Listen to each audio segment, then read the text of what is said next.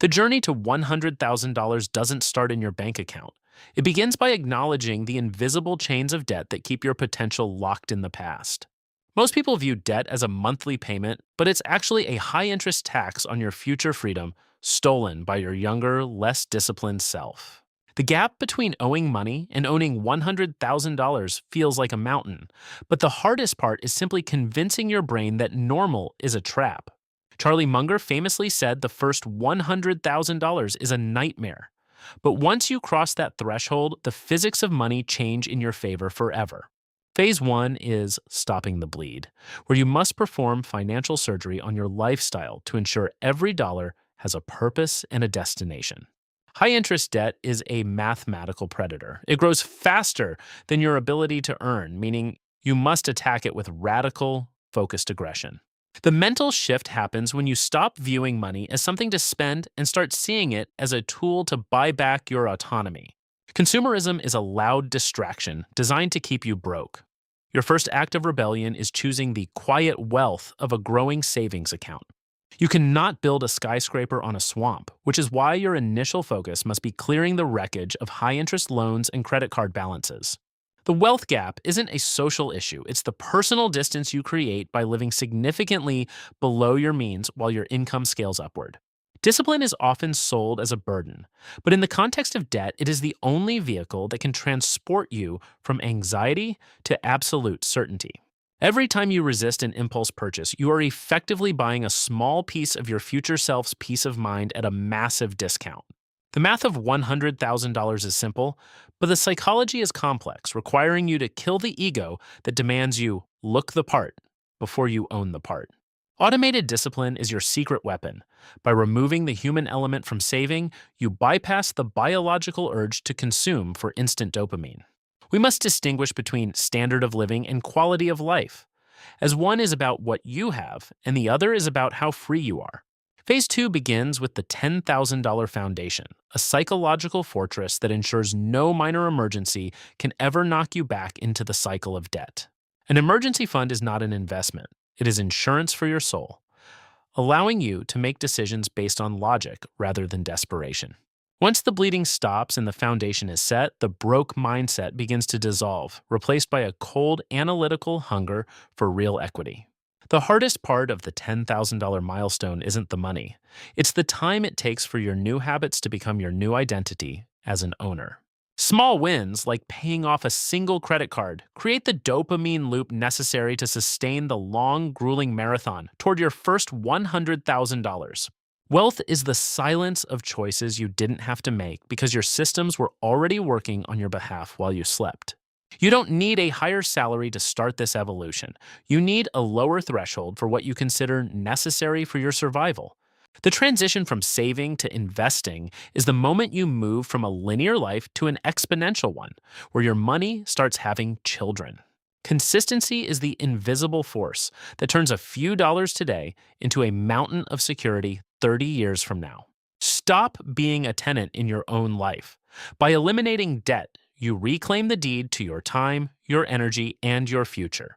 The transition from $10,000 to $50,000 is where the psychological grind meets the first real signs of mathematical acceleration in your portfolio.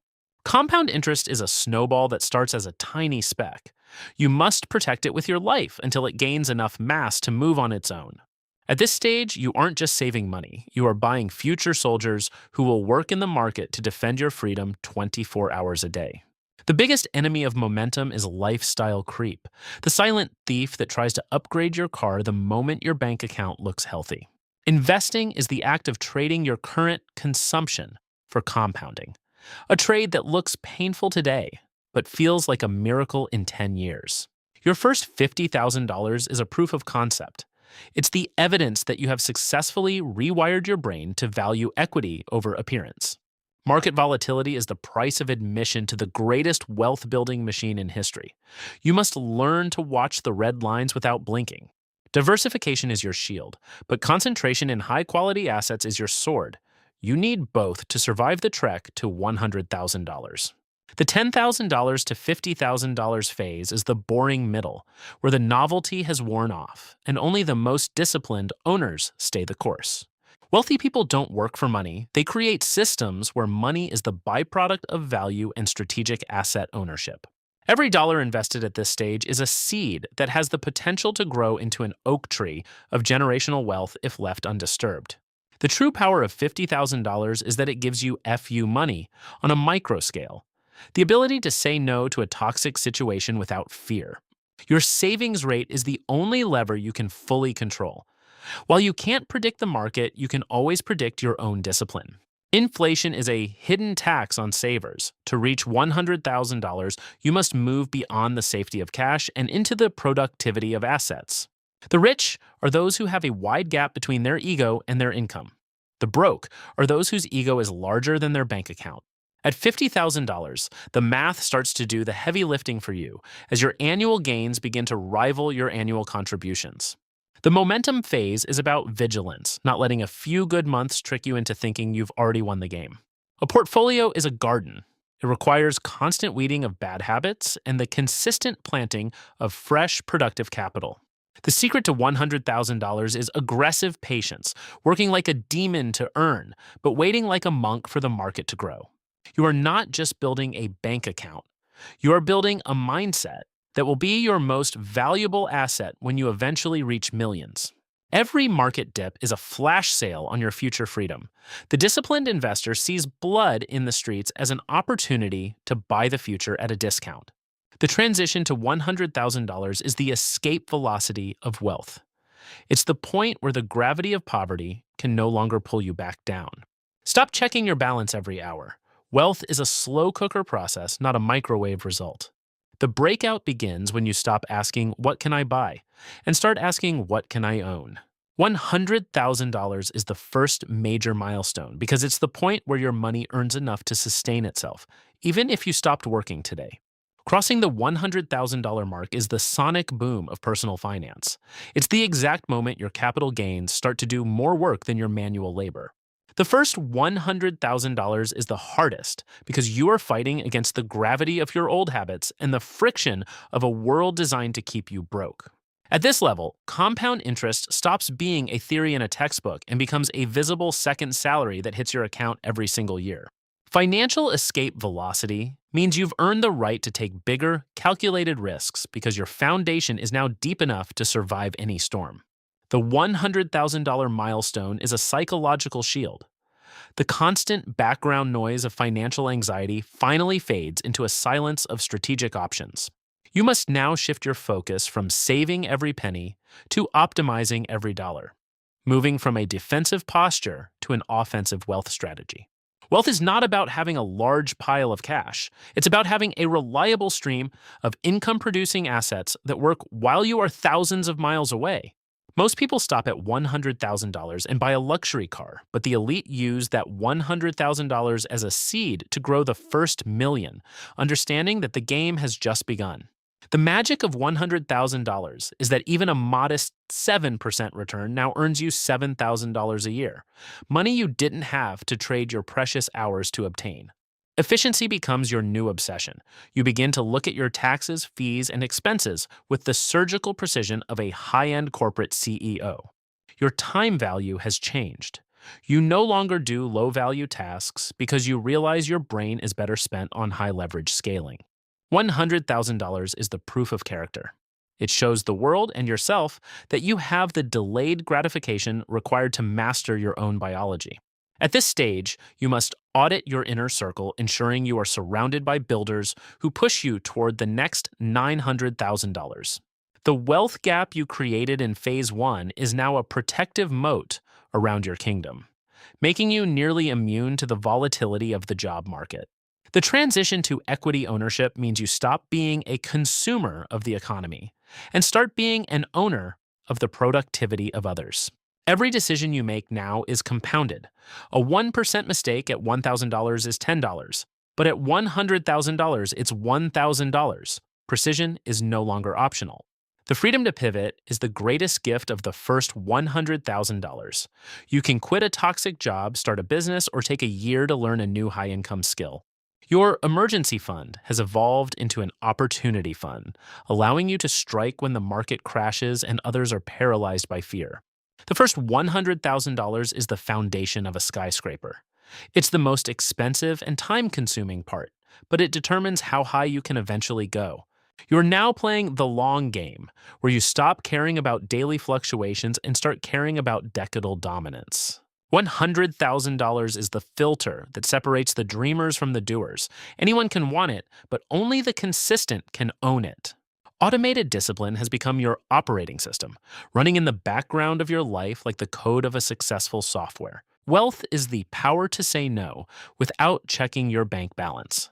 At $100,000, that power starts to become a permanent part of your personality. The journey from debt to $100,000 is a total character rebuild.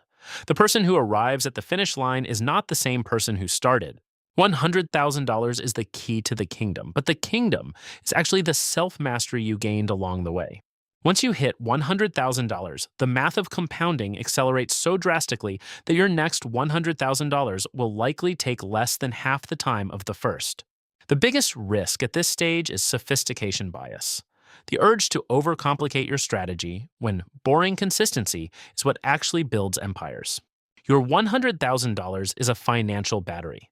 It stores the energy of your past labor to power the machinery of your future lifestyle without you being present.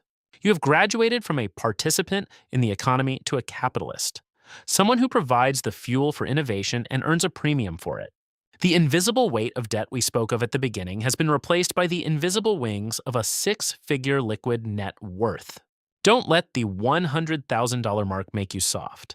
The hunger that got you here must now evolve into the wisdom that keeps you here. At this level, you start to realize that rich is a number, but wealth is a state of being where money is no longer a primary concern. Your human capital, your skills and health must still be protected, as they are the primary engines that will drive you toward the first million. The 100,000 milestone is a filter for your social circle.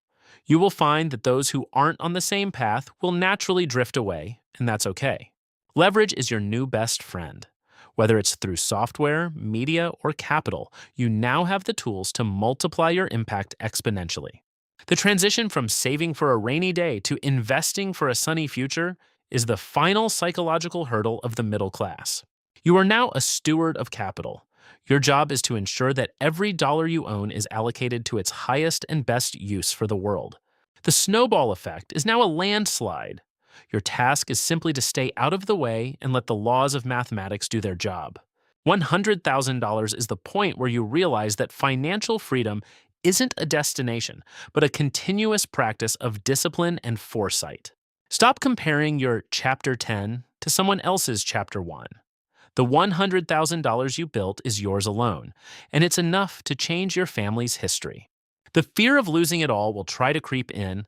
Counter it with the knowledge that the skills you gained to make $100,000 can never be stolen. Your operating system is now sovereignty. You are the CEO of You Inc., and your board of directors is your own logic and long-term vision. $100,000 is the base camp for the summit of $1 million. The air is thinner here, but the view is finally starting to get incredible. Consistency is no longer an effort. It has become your default state, as natural as breathing or walking.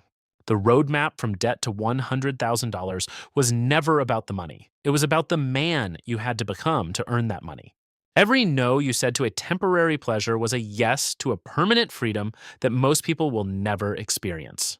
You are now part of the economic elite, not because of your status, but because of your utility and stability in a chaotic world.